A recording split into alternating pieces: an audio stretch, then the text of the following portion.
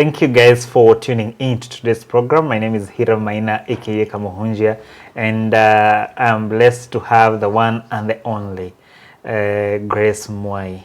She's a gospel artist and also a content creator, a digital creator. And without further ado, help me welcome the one and the only award-winning musician, Grace Mwai. But there you have won awards, didn't you? Yeah, several. What? Not that. Not si mingi, lakini siwezi kosa kama tano. Kama you won Groove Awards? I won Groove Awards. I've won Maranatha.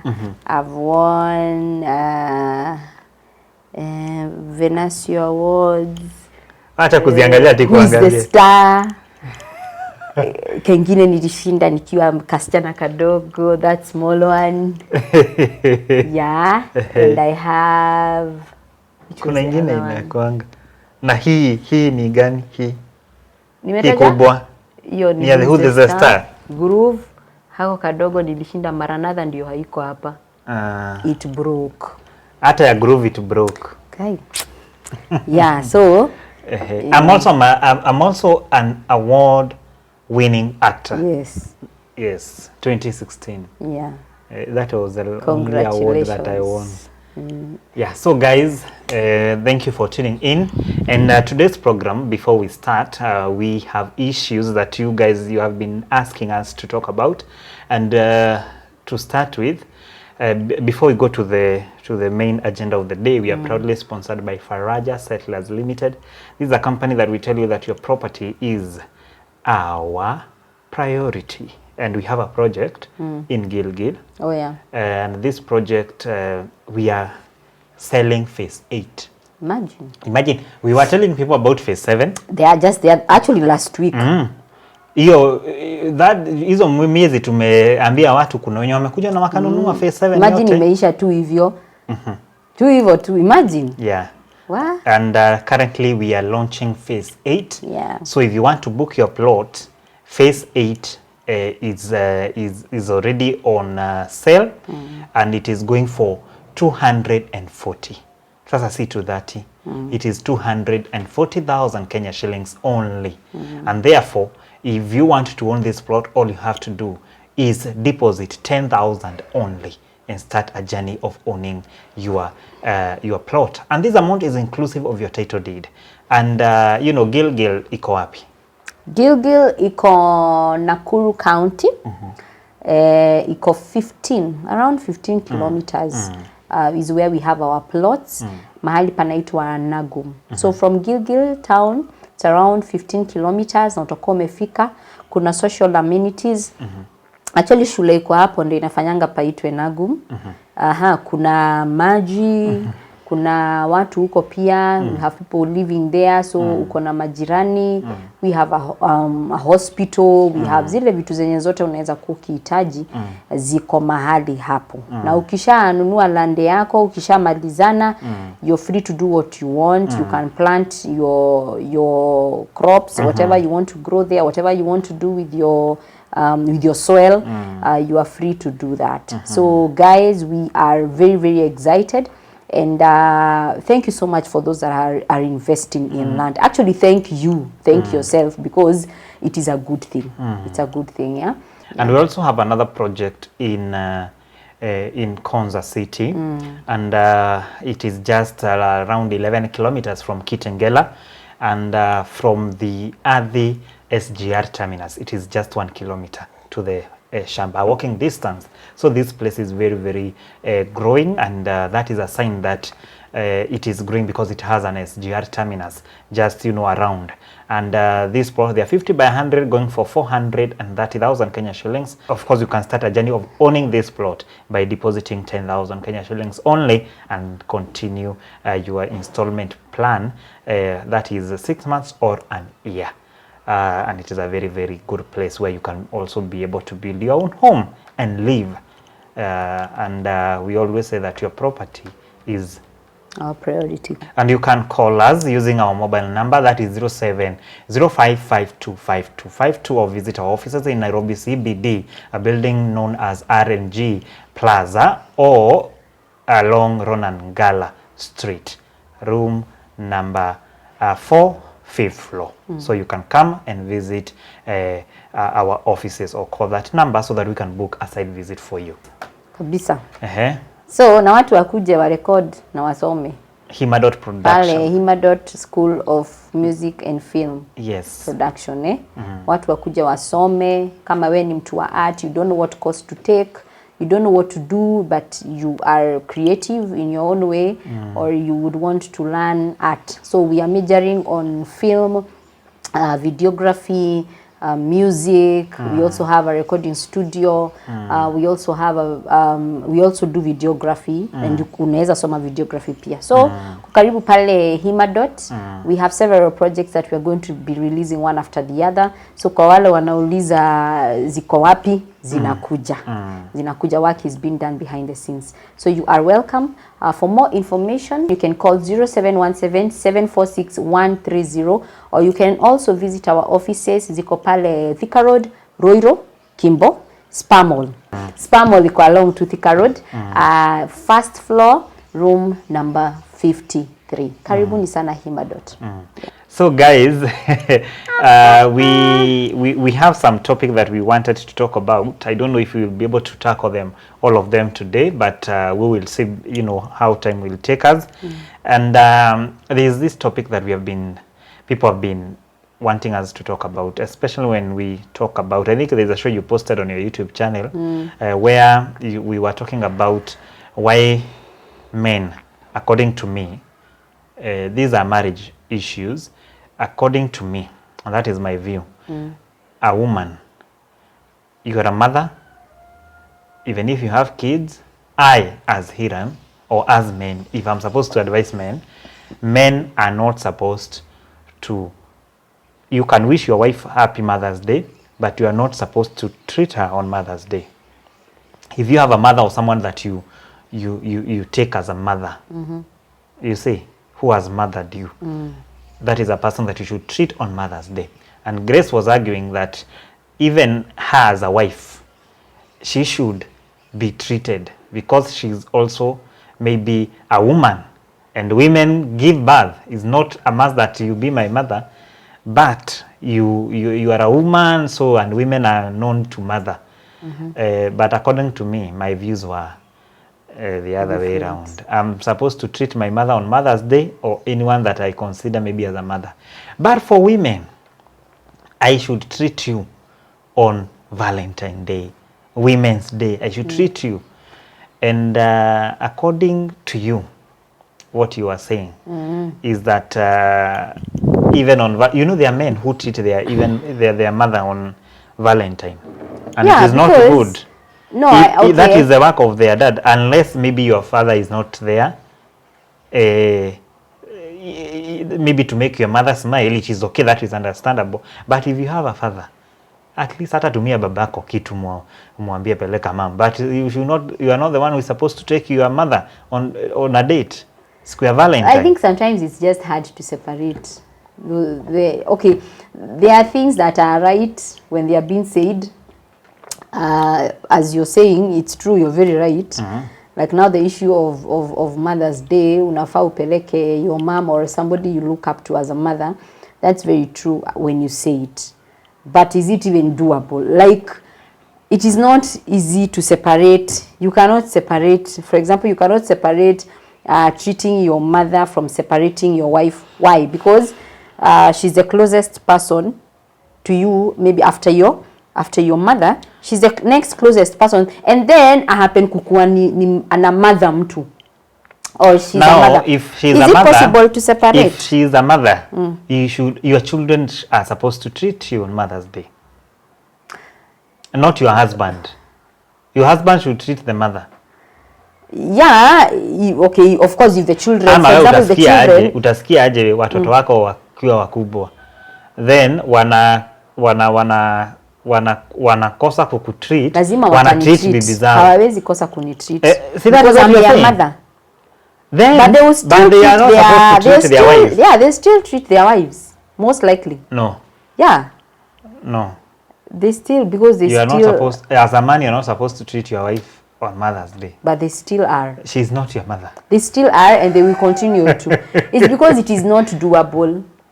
But you should treat your wife on a Women's Day. She's a woman. Hata yao watatreatiwa. Hata moms and people who are mother figures bado hutreatiwa. Na Valentine ya Valentine mtu your anatreatingi ule mtu mwenye anataka kutreat. First of all, your person, of course, that is, obviously. That your person, it is very obvious. Sindio? Your person lazima atreatiwe. Now the other party mwenye atatreatiwa, or the other person mwenye atatreatiwa is a person mwenye mtu anachoose kushow love. Watu treat wale watu wenye wanaona wanataka kuwa treat, wanawashow love, wanawatreat. So I think some things are right when they are said, but they are not really doable when it comes to, you know. Okay, that is one of the discussion that we were arguing. Yeah, na mimi bado I don't think we can kutosheka na si jafurahi juu I didn't get. I did not take you on Mother's Day. I don't expect one. Reason is this, and I've explained. Sawa, hata ukikataa, hata kama huku nipeleka, hata ukinikataa, one day my children will grow up to a point they'll be able to take me out. Yes, and they treat you as a mother. Hi, ma. And even they celebrate their wives. Na saa hizo wewe utakuwa utajoin sasa useme ukiona wakitreat mabibi zao utakuwa maybe unasema si mimi ndio mama yao ndio nafaa kutreat. Hawezi kosa kunitreat. So siwezi feel vibaya. So hata wakitreat bibi zao na wametreat. So unataka kusema men should treat their wives and their mother. That is the doable thing. Kwani mnataka all holidays zenu Mother's Day mpaka mpewe hata Father's Day they want to be treated on Father's Day. Ati baby kwani hatuendi out because we make you fathers. Content. Nasikia content is boiling. Father's Day you will find a woman telling you, babe, are we not going out? No. Instead aku surprise. Sasa nataka wewe umsurprise. Who makes you a father? See the child.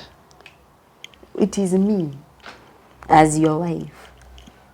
There is no you can celebrate Father's Day without a wife. But you are not supposed to treat me. Wacha ni rephrase. Nisichome. Can you celebrate Father's Day as Hiram? Why do you celebrate Father's Day? Because you're a father?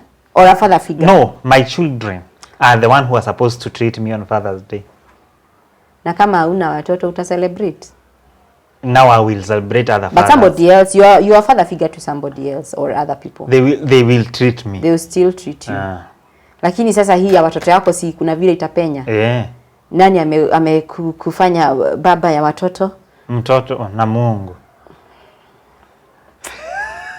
Can you agree? Kwa hivyo even on Father's Day mabibi waletewe a present for appreciation. Sasa unafaa uniletee uniambie thank you for making me a father. You give me a gift. Anyway, let us, because we remain there, we will never finish that topic. I will not agree. And I will also Wamama mko wapi? Wamama oe. I'm sure men in the house, they are saying, oh, good job. Sawa. Now, this is very unfortunate. Na leo ni kumoto. This is very unfortunate, the next topic that I'm bringing on board. Number 1. Number 2. Women that call their husband. Baba yetu yako. Unauliza watoto umefika kwa nyumba. Baba ako wapi? Baba yetu ako wapi? Ati daddy. Daddy. A woman calling the husband dad. I have seen many women calling their husband dad. Daddy. Why are you calling your husband daddy? Because, okay, I've also had women who call their husband dad. Yeah, daddy. I think it's because Atefafa itoni yako totwala. He's a daddy. Sini daddy. Kwani umezeka, mtu amezeka. You are a father. You are a father figure. Mtoto ndio anafaa kukuita hivyo. And to make the matter worse, mnaita mtu daddy. Si tuna collaborate. Mnaendelea mnaita mtu. Sasa hizo mko kwa marriage, sijui mmekaa hata less than 5 years. Unapata bibi anakuita Baba Joki. Yeah. No, you are not supposed to Sini call your husband. respect. You are not supposed to, and I think hii iko kwa Kikuyuni sana. Ni heshima. Unapata your wife, somebody that you used to call babe and honey, darling, sweetie, hizo vitu tamu. You have moved from one glory to another. No. You have moved from the or just as imba no. Hapana, hiyo wacha nitetee wanawake. Mtu. Wacha nitetee wanawake. Hata kama na hiyo ndio inafanya spark ya marriage ina nini. Juu unaona tu ni kama my mom will go when I'm with my kids, nikienda kumtembelea ataniita hivyo. Maybe juu anataka kusikia ile utamu ya mzazi. Si ni hiyo ndio tunataka kuintroduce utamu ya wazazi na mzazi. A wife should call the husband hizo majina. Hata mkikaa kwa marriage miaka ngapi na mpate watoto, usiite bwana yako baba shiko. But okay, si ati tunawaitanga hivyo. Inaua marriage na unamzeesha mtu ndio amefika 30 na akona watoto, then ushamuita baba nani. Anaona ni kama amezeeka sana. Atuwaitangi hivyo throughout. Ni throughout. No. Ni throughout. Okay, maybe unajua sasa tena. Na unajua kuzoea, hiyo kuzoea ndio inafanyanga unaenda mpaka sasa ni sasa I ask you, sasa una expect our moms waitane hivyo, inaendanga na age. Our moms, yes, even at 60 you should call your wife. Wanaitananga my dear. Even babe. Hivyo wengine wataitana babe, but wengi wao I think it's putting men in their position. Like for example mimi, okay, if I call you daddy or if I call you baba nani, it's an issue of posture. I'm putting you in your place. Na sisi tukiwaita hivyo tunaonanga ni kama tunawapatia heshima yenu. Haikwangi heshima, ni kuzeesha mtu. Lakini si kila time. Na siku hizi hatutaki kuzeeka. Ni hii generation. Lakini si kila time. Siwezi kuita, for example, I can't be calling you daddy ama baba nani kila time. Saa zingine of course ninaweza kuita babe. Nilisikia mama mzima mahali nimeenda. Na especially I'm sorry to say, but ni wenye wanakuanga kwanza wameokoka sana. Unapata mtu anasema anacheka sana, anasema unajua hata daddy alikuwa anatuambia, me I thought she was talking about the father, only to realize that anaongea kuhusu bwana yake. And they are like, maybe wakienda sana they are like 40 years. So unapata mtu anaita bwanake daddy. Ati unajua daddy alikuwa anatuambia ati sijui mtoto akimaliza haitangi bwana yake hizo majina zingine ni daddy. It is very sad. It's position, but I think if your husband does not like but these are things that they are zinafanya marriage ikuwe na unazeeka. Sasa unajua men they are born like wanataka ku feel young. But what I'm saying here, it is this generation. Like now if we ask our fathers, they didn't mind being called baba nani. No, in fact they used to like it. Kitambo huko na hizo babes sijui nini, they used to like, okay, it was never an issue. What I should advise people or couples, don't make your partner look old. But we call you other names, other good names, those names you like sometimes. Lakini saa zingine kwanza sasa unataka kuchukua serious. Hizo vitu zikuja mtu akizeeka huko 40s. Not 40s, na ni late 40s. Sisi kwa nini hatunanga shida? Late 40s. Sisi kwa nini hatunanga shida tukiitwa mama nani na tukiitwa mami? I think unajua that is so automatic because when women get married wanafikanga sasa ni hivyo, wanainua mikono juu, wanajifunika kama wamelala kwa blanket. They don't care anything. Sasa ni watoto tu. But men they are opposite. I'm just advising. No, ukijua mtu wako hapendi kuitwa baba nani ama daddy, usimuite. But lazima I come through. Lazima hata beta hiyo ya mtoto uitwe baba nani once in a while, once in a blue moon. Kuliko hii ya daddy. Kuitwa baba nani. Kuliko hii ya daddy. I'm not your father, so don't call me. Let my kids call me daddy. Okay, sawa. But I think most women do that because men provide. Exactly. Ni kucollaborate. But even if unajua sasa hata ukimuita babe, ndio ana provide more. Lakini muite daddy. Anasikia vizuri. Address your person. Alafu another thing, the people when wanaitanga watu daddy, na hii kamera umenifunika tena. Hivyo. I think the people that call their husband daddy, ni wanawake wenye wamekalia wanaume wao. Hey! What do you mean? Yes. Ukiwa woman anaita bwana yake daddy, ati daddy yetu huyu amemkalia. Ati nani amekalia mwingine? Si bibi amekalia mzee. Na si mwanaume anaitwa daddy, hiyo anaonekana anatambua, anampatia heshima. It look like it, but it is not. It is actually the opposite. Niye kusema. Yes. Hapo umetudanganya. Niye kusema, and I'm sure men who are watching na wanaitangwa daddy, they can attest to it. Wanaonanga huyu bibi. Lazima. I think ni heshima. Si heshima. Ama inakuanga kuprotect. Ni mama tough. Daddy atafanya hivyo. Baby si ati you are making it look like wanaitanga mabwana zao baby is like they are the perfect. At least they try. The perfect women. They try. But don't call your husband daddy or baba Njiko. All right. Sawa basi anyway, tumesikia. The next issue. Because there are many issues. You know, in a marriage unapata mwanamke ameolewa. Na akiolewa anafaa ana change jina. Unajiitanisha na bwana yako. Because what is marriage? And that is what our mothers used to do. When they got married, they were changing their names. Lakini siku hizi women don't want to change their names. Explain. Nataka tubadilisha majina hadi kwa ID. Well, I would say times are changing, really. Trends have really changed. Because to be honest, kama kitambo nakumbuka there's this situation nilikuwa nasikia ya kitambo, ilikuwa unapata a girl when right about when she's about to turn 18 or akiturn 18. So unajua siku za kitambo wasichana walikuwa naolewa mapema. Unapata mtu akifika 18 years ama right before kuna mtu but akifikisha miaka 18 unajua sasa ndio anaweza chukua ID. So akifikisha hapo anaenda tu chini ya maji, anaenda kwa ID, anachukua ID. Badala ya kuweka jina ya baba yake, anaweka jina ya mtu wake. Now the mwenye sasa amemuoa.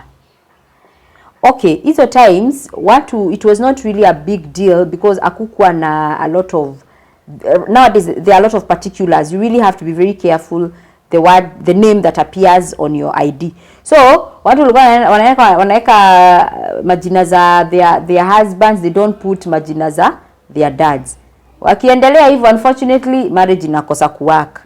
Documentation ni hiyo. Alafu sasa baba yake anakuja kurealize alichukua ID sijui na nini, birth certificate haziambatani na, yani it just becomes chaotic. But nowadays people are preferring, I think hiyo kitu haikuji kiwa priority. Hiyo time it was a priority. I think it is an issue of priority because I think women have grown in all aspects and some feel it is a risk, to be honest, kubadilisha jina. So kwa ID, the people who feel it is a risk for their own reasons. I ask myself this question. If a woman does not want to change the name, the surname, ajiitanisha na wewe. The Bible says that you will leave your mother and your father and you will go and cling to your wife. Ni nyinyi mliambiwa. The same is the same. Ukiambiwa hivyo inaendanga mpaka hiyo side nyingine. The Bible does not need to explain to you. Kwani wewe hautaacha. Actually the wife ndio anakujanga kwa mwanaume. Alright. So anaacha side za kwao. Because hakunanga mahali unapata msichana mwanaume anafuata kwa maneno ya kwa msichana. It is the other way around. Mwanaume akioa haoi haendi kwa nani? Kwa nini? But msichana akiolewa anaendanga na huko sasa ndio kwao, si ndio? That's true. So akiacha family na watu wao na baba na mama, ameenda kwa huyo mzee, and the two will become one. What is one? That's true. That is very true. But me, okay, about that, me I owe it to, kama sasa unaona kuna vitu zilikuwa zimezingatiwa sana kitambo. Now, can you change your name? Na hazingatiwi sahi. If I want now, before we come to me, before we make it personal. No, I want you just to answer this one question. And the way you will answer it, it will determine if I will close this laptop. Can you change your name? On my identification card? Everything. On my ID? Yes, and be associated with minor. I wouldn't have a problem with that. But you see, for me I can make an exemption now. Why? Me, I can be an exemption now. Why? Because, umeniweka kwa fix. No, because, can you answer? Let me tell you, let me make something clear what I wanted to say. Wacha tu nimalize. Ni kama vile kuna vitu zilikuwa zinazingatiwa sana kitambo, zilikuwa very whatever, lakini si saa times have changed. Unaona? Kitambo let me just finish my point. Okay. Kitambo watu walikuwa wana feel, I think watu walikuwa na hiyo, walikuwa nakimbilia sana na wanazingatia hiyo story ya change names. Right now people don't see. No, can you answer the question? People don't see the you are not answering the question. It is because the trends have changed. Okay, like now for me, ile jina yenye imenijenga ma yenye nimeitumia all those years. How do I put this one? Ndio unajulikana. So yeah, it is Grace. You cannot drop it. It is Grace Mwai. So you cannot drop it. No, the issue is not dropping. I'm dropping the mic. I'm leaving. Let me explain what is happening. So because of, also there is who I am. There is the brand issue. There is no difference. So what we are doing, for example, if I'm Grace Mwai, it is going to be Grace Mwai minor. So unaona, especially for the celebrities, ama mtu maybe akona brand name, inaweza leta tashwishi kidogo. So we are topping up the names of our husbands instead of eliminating the whole issue. So you have not answered. Alafu siku hizi documents zimekuwa mingi tena zikikosa tena, if you start having issue with your identification, story itakuwa complicated. Still you have not answered. Can I change? I have said Grace Mwai minor. How can I eliminate? Okay, for me, I'm saying, now, okay, for me it can be an exemption because now eliminating Mwai, and there is also the brand we have also built. We have also built. So I might not eliminate Mwai, but I can do Grace Mwai minor. See, lakini hivyo ndivyo kunaendanga. I see many people who have brand names. This is specifically for people who have branded themselves with their names. Tunawajua na jina fulani. Ni ngumu kutoa. Ati useme uta eliminate hiyo, but you can add the name of your husband. Now this is what is happening. Let me tell you the reality. Now let us not talk about Hamtaki hiyo. Let me tell you what is happening in our society. The moment women know that their husband, they have, wealth, they have gotten a lot of wealth, that is the time they are changing their names. Really? Yes, and they eliminate their father's name. So that wealth, you will be part of it. You will prove. Because when you are changing the ID, unaendanga unaulizwa kwa koti, huyu mtu ni nani kwako? And you say your husband. You want to tell me every woman that has gone to an extent of changing their names completely, it's because they are after the money of their husbands. These days and era. It doesn't have to be like that. No. You want to be documented that you are the husband. Yes. Then why do you want us to change our names? There is this new rule, by the way, if you have not read. There is a new rule that even after divorce, everybody will get what, if it is a wife, whatever you bought is what you will get. You are not getting your husband. Go and read it. Squeeze divorce imechange. Ati unaoa mtu juu ya wealth? No. Imechange. Ni Kenya uli contribute ndio utarudishia. Whatever you contribute. Na lazima kuwe na evidence. Yes. For example, receipts. Exactly. But kuna hilo lenye haijai change. If, because you see somebody mwenye anafanga kukuwa na jina yako ni watoto wako. If your ID is kwa jina ya mzee, you are automatically in your husband's will. Atake asitake. But now, I think Hiram, you are wrong to speak that about women who are changing their names because that whatever hiyo sasa hai make sense, basi muache kucomplain na tubadilishi majina. Kama tutabadilisha majina mwanze kusema we are after your money. So you want to tell me if I change my name? No. If you want to tell me if I change my name, it is because I'm after your wealth. Most women. I've not said you. So not all women. Not all women. But unajua kuna mahali unaweza pata upate mtu huyu mtu ametajirika sana. I have to change that name. Well, sasa hiyo ni personal. Hiyo sasa ni ya mtu. Kama mtu anataka kufanya hivyo, you know, it will just catch up. But biblically and the way of nature, a woman should drop and that is why women were changing. They were even changing their IDs. The Bible says women were changing. The Bible, the good thing with me is that I am talking these issues. Na angalia kwa Biblia. The Bible says that in those days, the end time, which are these days, wanawake watakuwa wanatafuta wanaolewa tena mzee. Wanawake 7 wanaolewa na mzee mmoja because they are trying to get, you know, associated with that man. Waitanishwe, kuitanishwa tu. But me, what I think women wanawake tusaidia hapa, especially the married ones or the ones that are about to get married. Do you plan to change your name?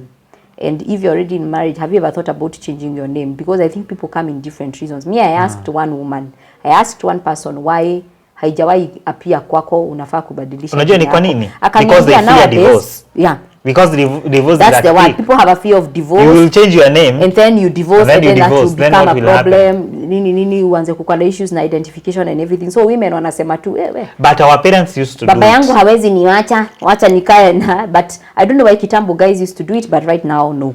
Maybe people should tell us doing it but a lot has changed. Because they are not trusting their marriage. After they are not even people are not trusting. Do you know that marriage. Whatever is not even coming in many people's minds. Kama sasa watu wakioana ama wenye wako karibu sasa kuoana, the people who are looking forward to getting married, people don't even discuss about changing their names nowadays. You know, I think they only do that during the wedding day. I think is the last time utasikia mtu amesema my name is so and so or so and so, but anyway. But watu wanaitanishwa na their husbands. I think issue ni hapa kwa ID. Issue ni hapa kwa ID. Hapa kwa identification people are very careful. Utapata mtu anasema sasa kama wewe mimi ni Grace Mwai Maina. That one we do not have an issue. And from today henceforth, I want you to introducing yourself as Grace Mwai Maina. Sawa. Don't leave Maina. Sawa. Again. Sawa, Mr. Maina. And now that is where we will put a comma. We will come and continue next week. Maina and there is this issue so that Maina. I can leave so that you can be able to follow up next week about husbands that wanakaa kwa nyumba, you know, your house girl wa hiyo nyumba ndio anakufanyia everything, anakupanga everything, and the wife is there. That is the issue that we'll be talking about next week. Kuna beef na sisi amani. No, these are issues. We are tackling issues. Who does in regards, we are doing this and we'll bring now a counselor. I said we'll bring a counselor na atatuambia hizi vitu zote tumekuwa tukiongelea. Sawa. How people should handle because they are happening. You get my point? Yes, tuone na hapo iko namna gani. The Mainas have it. Bye bye. Sawa, Mr. Maina. Najua nitakuwa na vita mingi sana. Cameraman, cut. Bye guys. We are proudly sponsored by Faraja Settlers Limited. This is a company that we tell you that your property is our priority. And we have a project in Gilgil. Oh yeah. And this project, we are selling phase 8.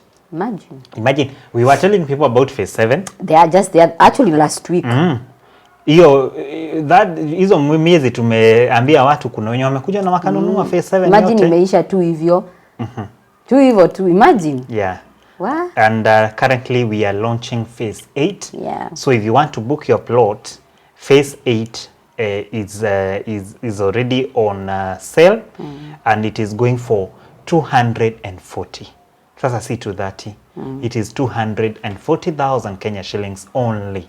And therefore, if you want to own this plot, all you have to do is deposit 10,000 only and start a journey of owning your plot. And this amount is inclusive of your title deed. And you know, Gilgil iko wapi?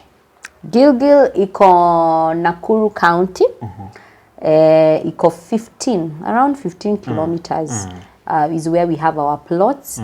Mahali panaitwa Nagum. So from Gilgil town, it's around 15 kilometers na utakuwa umefika. Kuna social amenities. Actually shule iko hapo ndio inafanyanga paitwe Nagum. Kuna maji, kuna watu huko pia, we have people living there, so uko na majirani, we have a hospital, we have zile vitu zenye zote unaweza kukihitaji ziko mahali hapo. Na ukishanunua land yako, ukishamalizana, you're free to do what you want. You can plant your crops, whatever you want to grow there, whatever you want to do with your soil, you are free to do that. So guys, we are very, very excited. And thank you so much for those that are investing in land. Actually, thank yourself, because it is a good thing. It's a good thing, yeah. And we also have another project in Konza City, and it is just around 11 kilometers from Kitengela, and from the Adi SGR terminus, it is just 1 kilometer to the Shamba walking distance. So this place is very, very growing, and that is a sign that it is growing because it has an SGR terminus just, you know, around. And this plot, they are 50 by 100 going for 430,000 Kenya shillings. Of course, you can start a journey of owning this plot by depositing 10,000 Kenya shillings only and continue your installment plan. That is 6 months or an year. And it is a very, very good place where you can also be able to build your own home and live. And we always say that your property is our priority. And you can call us using our mobile number, that is 0705525252, or visit our offices in Nairobi CBD, a building known as RNG Plaza, or along Ronan Gala Street, room number 4, 5th floor. So you can come and visit our offices, or call that number so that we can book a site visit for you. Kabisa. So na watu wakuje wa record na wasome. Himadot Production. Pale Himadot School of Music and Film. Yes. Production, Watu wakuje wasome. Kama we ni mtu wa art, you don't know what course to take, you don't know what to do, but you are creative in your own way, or you would want to learn art. So we are majoring on film, videography, music. We also have a recording studio. We also have we also do videography, and unaweza soma videography pia. So karibu pale Himadot. We have several projects that we are going to be releasing one after the other. So kwa wale wanauliza ziko wapi, zinakuja. Zinakuja, work is being done behind the scenes. So you are welcome. For more information, you can call 0717-746-130, or you can also visit our offices. Ziko pale Thika Road, Roiro, Kimbo, Spamol. Spamol iko along to Thika Road, first floor, room number 53. Karibuni sana Himadot.